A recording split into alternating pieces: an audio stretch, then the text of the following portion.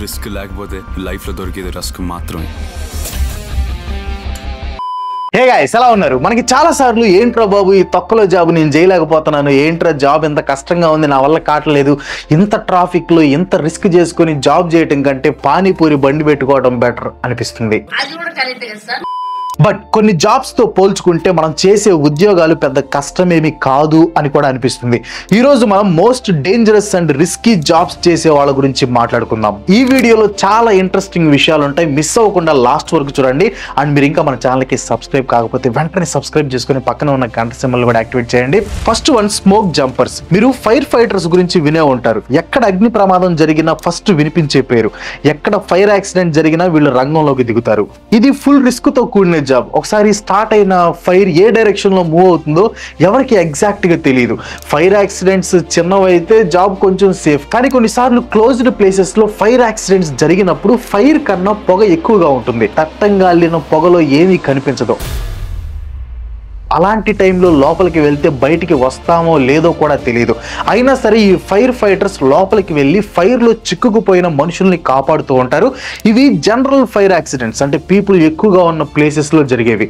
దీనికన్నా 10 times risk smoke jumpers చేస్తారు. వీళ్ళు ఫారెస్ట్ ని తగలబడిపోకుండా చూసుకుంటారు. నార్మల్ ఫైర్ కన్నా ఫారెస్ట్ లో ఫైర్ అనేది చాలా స్పీడ్ గా వ్యాపిస్తుంది. ఫైర్ ఒక ప్లేస్ నుంచి ఇంకో ప్లేస్ కి విండ్ ఫోర్స్ వల్ల ఫ్రాక్షన్ ఆఫ్ సెకండ్స్ లో మొత్తం అడవినే ధ్వంసం చేస్తుంది. ఒక సైడ్ ఫైర్ కంట్రోల్ చేసేసరికి వేరే సైడ్ నుంచి స్టార్ట్ అయిపోతుంది అనమాట. ఈ ఫైర్ ని ఆపే వాళ్ళే స్మోక్ జంపర్స్. వీళ్ళు ఏరోప్లేన్ నుంచి పారాషూట్స్ అండ్ కొన్ని టూల్స్ వేసుకొని ప్లేన్ నుంచి ఫారెస్ట్ లోకి దూకేస్తారు.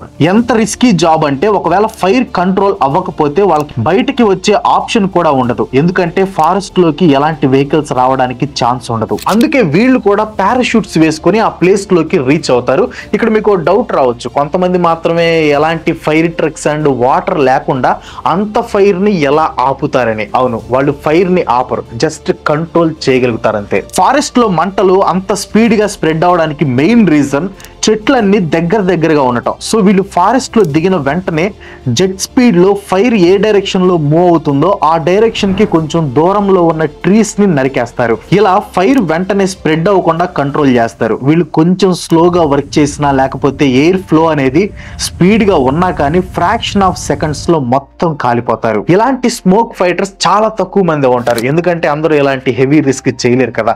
అమెరికాలో అయితే కేవలం 400 మంది మాత్రమే ఉన్నారు. వీళ్ళకి అస్తమానం వర్క్ ఉండదు. అండ్ ఉన్నప్పుడు యావరేజ్ గా $50,000 వరకు పే చేస్తారనమాట. అండ్ మన ఇండియన్ కరెన్సీలో చెప్పాలంటే 41 lakhs. Second one, sulphur miners. Sulphur ఒక కెమికల్ ఎలిమెంట్. సల్ఫర్ కి స్మెల్, టేస్ట్ ఉండదు. సల్ఫర్ ని చాలా వాటిల్లో యూస్ చేస్తారు, like batteries, crackers, bombs, surf powders. ఇలా మన డే టు డే లైఫ్ లో చాలా వాటిలో సల్ఫర్ ని యూస్ చేయడం జరుగుతుంది. అండ్ ముఖ్యంగా మెడిసిన్స్ తయారు చేయడానికి కూడా బాగా యూస్ చేస్తూ ఉంటారు. అయితే ఈ సల్ఫర్ ప్యూరెస్ట్ ఫామ్ లో దొరకాలంటే కేవలం వాల్కనోస్ అంటే అగ్ని పర్వతాలు ఉన్న ప్లేసెస్ కి దగ్గరలో మాత్రమే దొరుకుతుంది.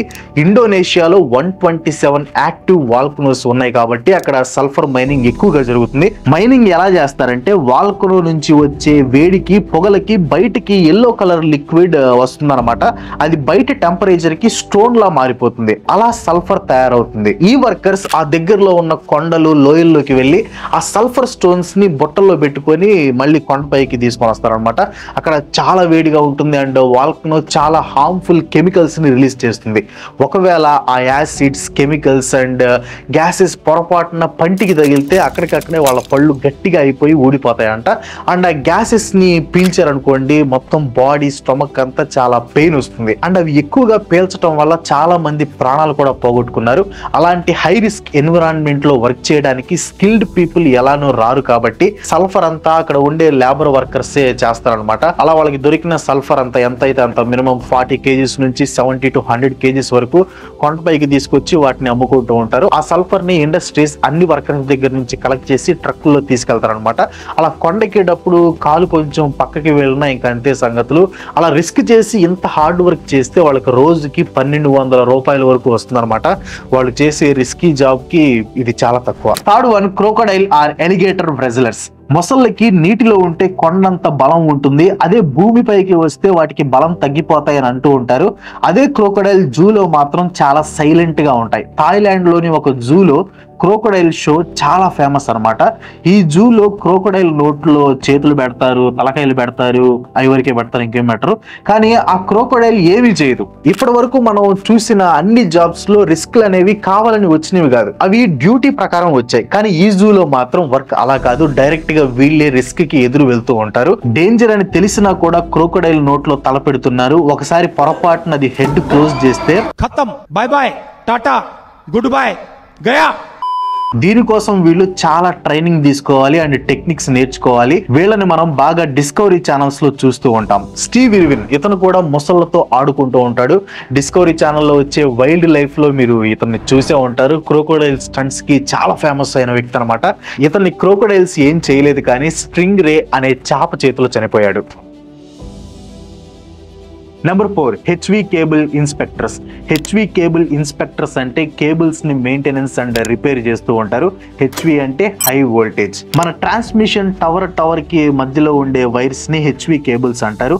సమ్మర్ లో కేబుల్స్ టైట్ అయిపోతాయి అండ్ వింటర్ లో అవి లూజ్ అవుతాయి. సో ఇలా ట్రాన్స్మిషన్ జరుగుతాయి కాబట్టి ఆ కేబుల్స్ ఏమైనా స్పాయిల్ అయ్యాయా అని చెక్ చేస్తారనమాట.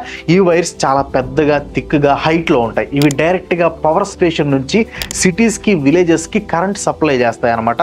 ఇవి బాగా హైట్ లో ఉంటాయి అండ్ పైన కూర్చొని కంఫర్ట్ గా వర్క్ చేయడానికి కూడా ఉండదు. వైర్స్ పైన లెగ్స్ బ్యాలెన్స్ చేసుకొని పక్షిలాగా ఊగుతూ వైర్ కి మధ్యలో సిట్టింగ్ టూల్ పెట్టుకొని అలా ఊగుతూ వర్క్ చేయాలి. ప్రతి సెకండ్ చాలా భయంగా ఉంటుంది. వైర్స్ మధ్యలో కండక్టర్స్ ఉంటాయి.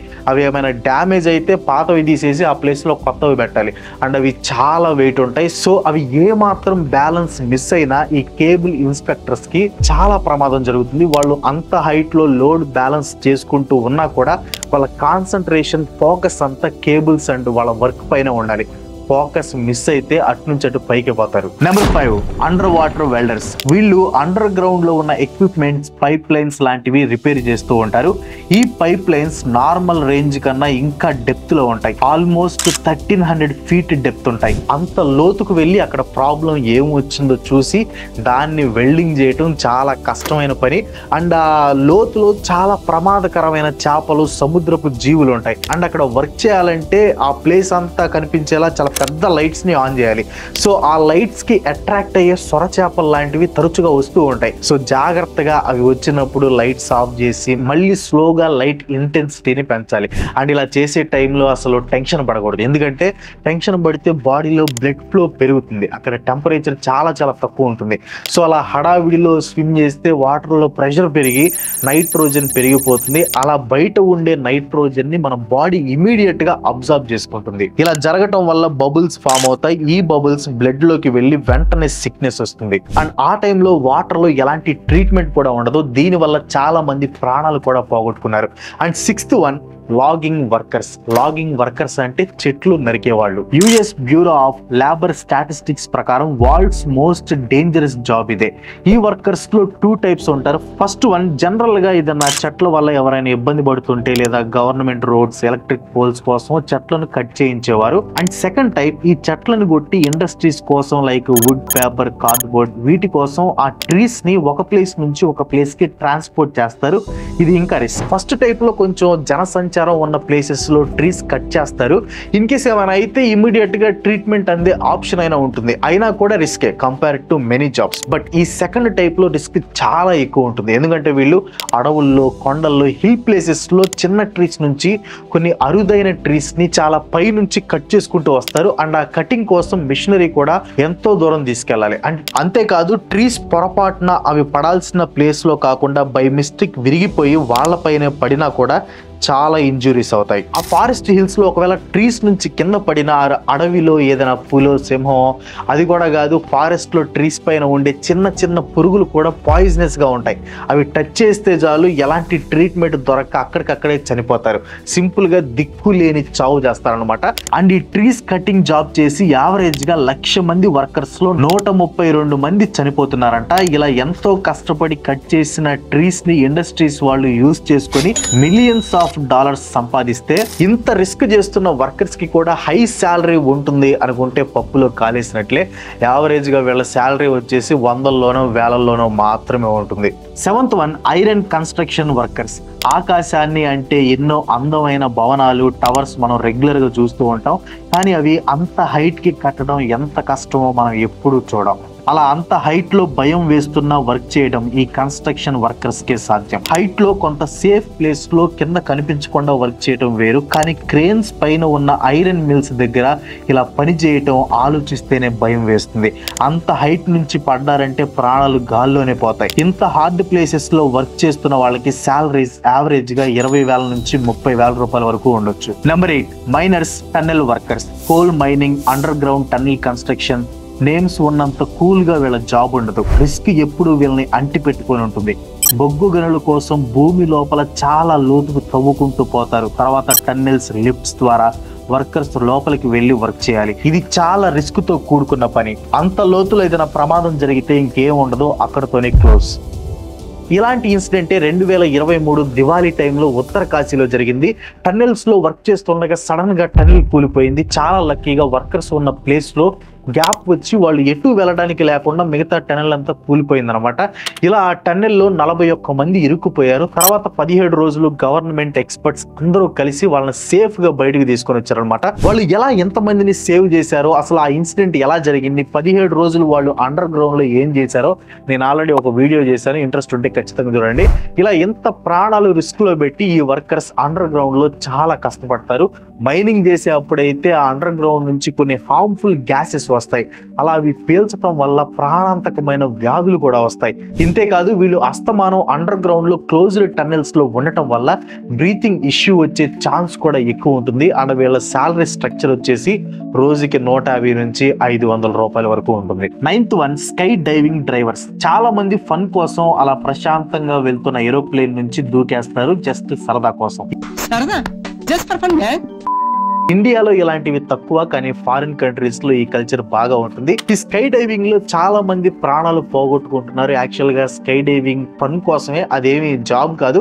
కానీ ఈ లిస్ట్ లో పెట్టడానికి మెయిన్ రీజన్ చాలా మంది సింగిల్ గా ఈ స్కై డైవింగ్ చేయలేరు. సో వాళ్ళని సేఫ్ గా ఆ ఎక్స్పీరియన్స్ పొందేలా చేయడానికే ఈ స్కై డైవర్స్ ఉన్నారనమాట. ఈ స్కై డైవర్స్ వాళ్ళతో పాటు ఆ ప్యాసింజర్స్ ని కూడా చాలా సేఫ్ గా చూసుకోవాలి.